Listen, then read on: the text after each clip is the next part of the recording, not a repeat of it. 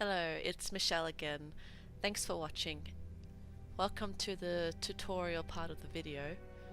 This time I would like to recommend that if you haven't watched my previous videos that you check them out, because I am going to go over pretty much everything that I've covered in the past videos in this portrait.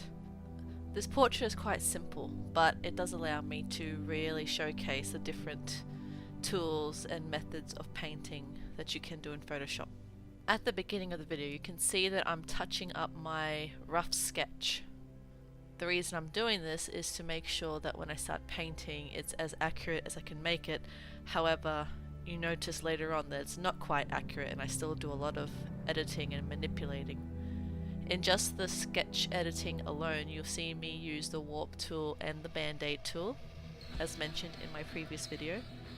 And you'll also notice I'm using a filter that I haven't talked about yet, and that is called Liquify.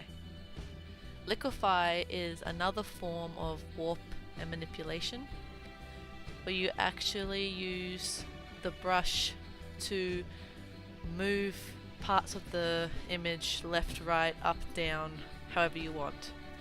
Some examples are making an eye shorter or longer, or making a nose more upwards. Think about like if you're playing The Sims and you're tweaking the face. It allows you to push and pull, and that further helps with getting the image to look the way you want it to look. So remember the three key tools: Band-Aid tool, Warp tool, and Liquify.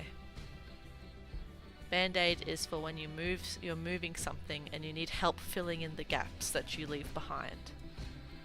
Warp is for more control over how you manipulate, whereas the transform tool is more limited.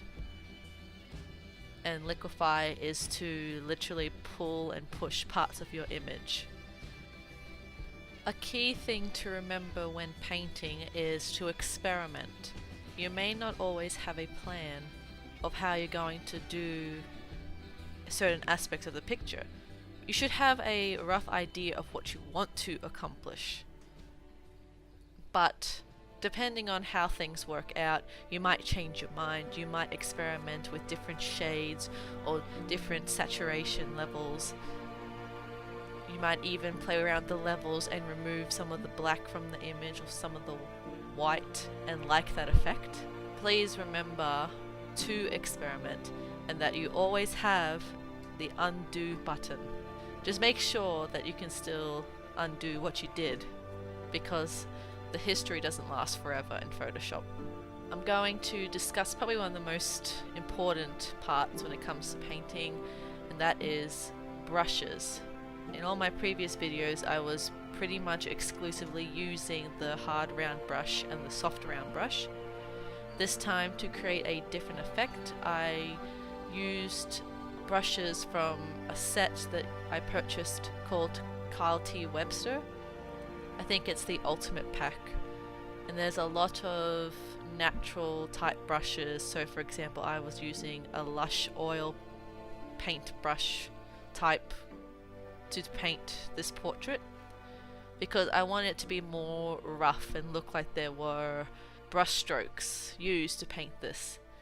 It's how digital art creates the illusion of traditional art, and sometimes you can't tell if it was made on a canvas or made on a computer. Other brushes I use are a combination of ones from DeviantArt, such as lazy brushes or Sakimi-chan. Other tools that were used and have been mentioned in previous videos is the dodge and burn tool.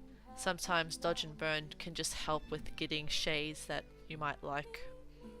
Once again, I'd like to remind you to not forget about things like the saturation, the hue, and the levels. So that's in image adjustments, and you have things like auto contrast, curves, levels, brightness, hue, saturation, all that kind of stuff. You should experiment with it. Probably my favorite one would have to be levels. I love playing around with the levels, making it brighter, darker, removing some of the black and whites. It can often really enhance what I've painted. Another thing I do in this video is trying to add some texture to the skin, similar to how in my Raven Starfire video I said you make another layer on top and set it to overlay or soft light. That's what I did here, and then I used custom brushes to try and create some sort of skin texture but make it really subtle. Later on I use one of the lazy brushes to create a dirt type effect on her cheeks, because Clementine from the Walking Dead series is in the apocalypse, so it seemed a bit fitting. If you ever want to add textures to something, just make a new layer and clip it to the layer you want to add textures to. So for example, if I locked Clementine's layer, her face, and then I clipped another layer to it for freckles, and I decided to paint freckles all over the canvas, it would only show on Clementine's face because the freckles are clipped to Clementine's face, and Clementine's face is locked as well. That's all for this video. As I'm still learning, I feel I need to push myself more and more in each painting. Maybe next time I'll just do a speed paint. Remember, you can find me on all things Meeshell Art.